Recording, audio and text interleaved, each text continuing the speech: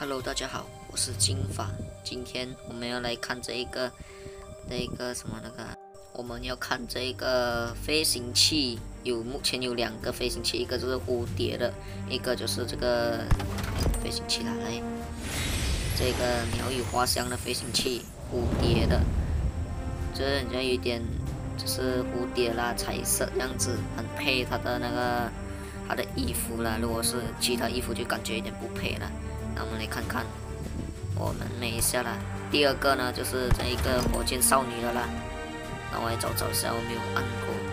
可是它的外表看出来了，问题是这样子，不要按错了呢。这样子看啊。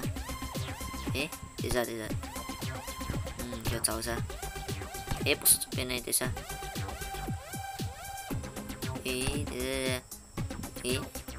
忘记了，等一下我没有按过，傻嗨，这边点不到。按哪里？等一下，让我思考一下。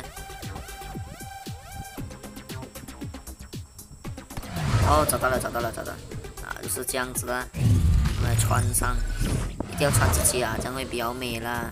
那你们来看一下。